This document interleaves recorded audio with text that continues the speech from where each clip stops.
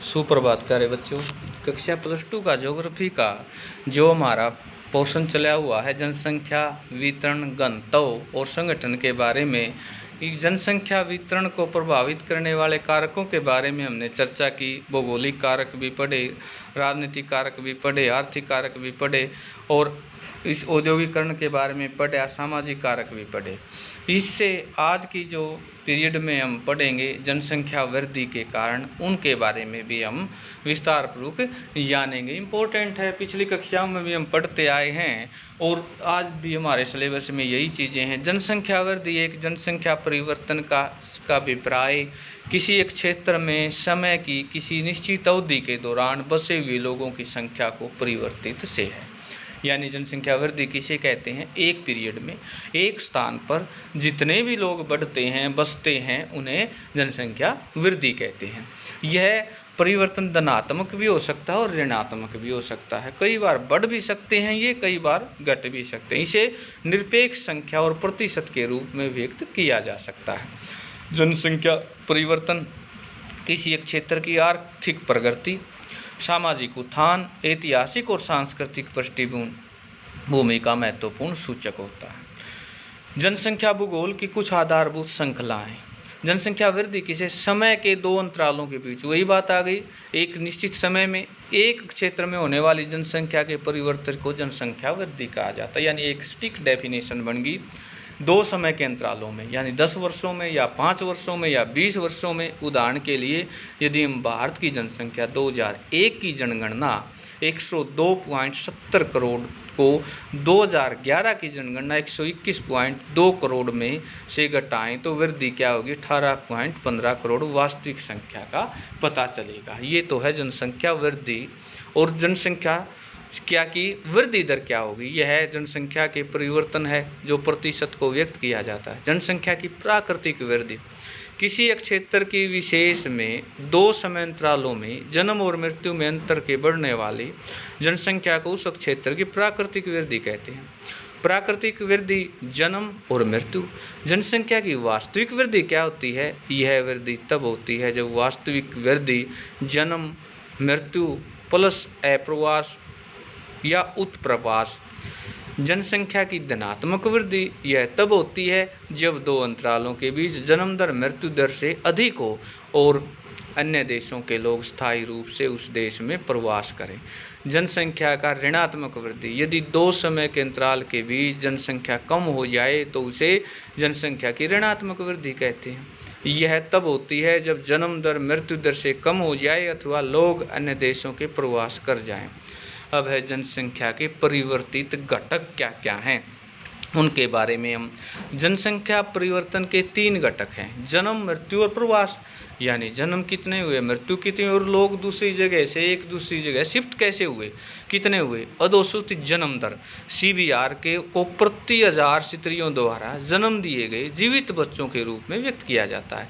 इसकी गणना इस प्रकार है, किसी वर्ष विशेष में जीवित जन्म और किसी एक क्षेत्र विशेष में वर्ष में मध्य जनसंख्या, इनको मल्टीप्लाई 1000 से कर दें। ये फार्मूला है अधोतित जन्म दर का।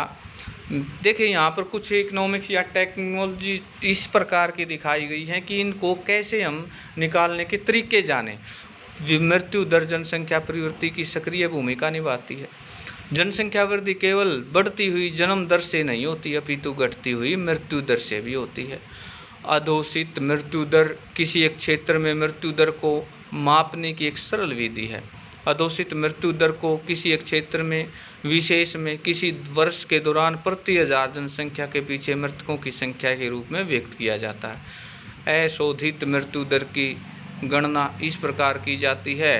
अशोधित मृत्यु दर वही वर्ष विशेष में मृतकों की संख्या और उस वर्ष में मध्यानुपाती जनसंख्या मल्टीप्लाई 1000। मोटे तौर पर मृत्यु दर किसी एक क्षेत्र में जनांकीय संरचना, सामाजिक उन्नति, आर्थिक विकास के स्तर द्वारा प्रभावित होती है। अब आ जाता है प्रवास। प्रवास किसे कहते हैं? यानी एक जगह से दूसरी जगह आकर बसने को। जन्म और मृत्यु के अतिरिक्त एक और घटक है जिसे जनसंख्या का आकार परिवर्तित होता है। जब लोग एक स्थान से दूसरे स्थान पर जाते हैं तो वह स्थान के लोग गमन करते हैं, उद्गम स्थान कहलाता है, और जिस स्थान से आवागमन होते हैं गंतव्य स्थान कहलाता है। उद्गम स्थान जनसंख्या में कमी को दर्शाता है, जबकि गंतव्य स्थान जनसंख्या में बढ़ जाते हैं, यानी आना और जाना। प्रवास की मनुष्य की संसाधन के बीच बेहतर संतुलन प्राप्त करने की दिशा में सतत स्फूर्त प्रयास के रूप में निरूपित किया जाता है। प्रवास स्थायी, अस्थायी, मौसमी हो सकता है, यानी कुछ स्थायी होते हैं, कुछ अस्थायी होते हैं और कुछ मौसमी होते हैं। नगर से नगर में भी होता है और गांव से गांव में भी होता है, और कई बार गांव से नगर में भी होता है और कई बार नगर से गांव की ओर। क्या आप महसूस करते हैं कि एक व्यक्ति दोनों एक आप्रवासी और उत्प्रवासी हो सकता है? आप्रवास क्या होता है? प्रवासी जो किसी नए स्थान पर जाते हैं आप्रवासी कहलाते हैं।